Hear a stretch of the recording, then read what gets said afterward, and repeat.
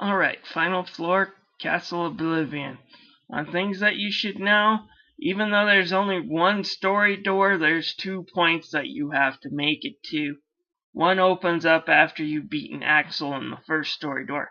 I should also say this is the longest stage in the game. There's about 13 or 14 doors you have to go through, and the enemy battles are tough.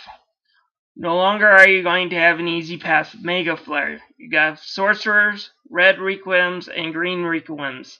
All of those are immune, in fact even heal under fire damage. So be careful when you use Mega Flare. I'm not saying Mega Flare is now useless. In fact, you should use it to destroy the Knights and Neo Shadows and get those out of the way. It is just no longer the one-shot victory that it used to be. On the good news is you'll learn a new sleight for Donald and Goofy called Trinity Limit. I do believe it goes Donald, Goofy, and Keyblade in this one, and you'll set off a gigantic firework which just clears the whole screen. It's very useful, but you gotta grab the right cards in order to use it, so you won't always have it on display to use. Also, the Neo Shadows, and this is an extra pain, can dodge both Mega Flare and Trinity Limit by hiding in the ground. So you might not always be able to kill those guys with this move. So with that being said, let's start on Castle Oblivion.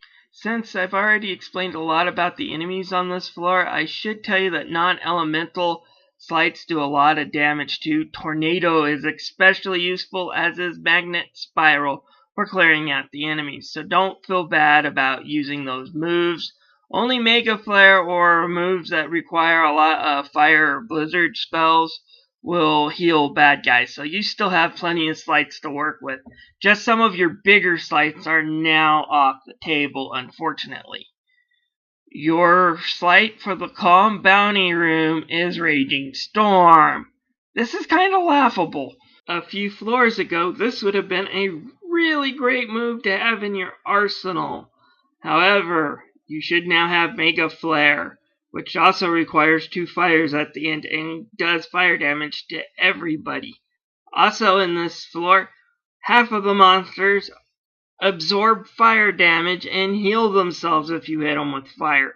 So you're better off just using a Mega Flare on enemies that aren't immune to fire and then just dealing with the ones that are with other sleights. I don't use Raging Storm all that often. The Room of Rewards, if you decide to use the key to it, also contains a useless move called Super Glide. It's a passive move that just basically allows you to speed up your gliding in and out of fights. Again, it's not a bad one to pick up, but I wouldn't necessarily take the trouble hunting down a golden key card if you don't have one yet. Alright, before you start in at Axel, once you get to that story door, I strongly suggest you use a moment's reprieve right outside the door and heal yourself. I do believe to unlock Axel it takes something like 99 cards or a 99 card value to open the door. However, if you have a random joker, you can open it right away just using that. I also recommend creating a new deck for him. He's really easy if you use Blizzard cards, and you should have a couple dozen of them by now. So just put all of them in your deck, and then put a few Zero Keyblade cards, and make sure you have 3 or 4 Cure cards in your new deck. And let's go in and battle Axel. If you created the deck I told you to, Axel should go down within a minute or two. Out of all of Sora's organization boss battles, Axel is usually the easiest, and it's the same here. If you have all those Blizzard cards that I told you about, just use them on him. Blizzaga does quite a bit of damage. Axel's got a new sleight as well called Firetooth. He basically sends 2 fireballs at you that can weave around and home in on you. They're kind of hard to dodge.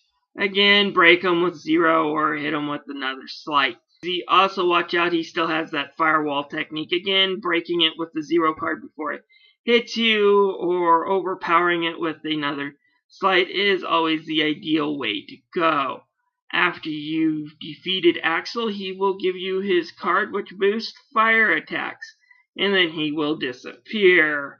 But don't worry, he's going to be back to torment us in Kingdom Hearts 2, unlike the rest of the organization members in this game. Before we go to Marluxia, I should say your battle with him is kind of on the bottom in that spare room. It won't open up until you've defeated Axel.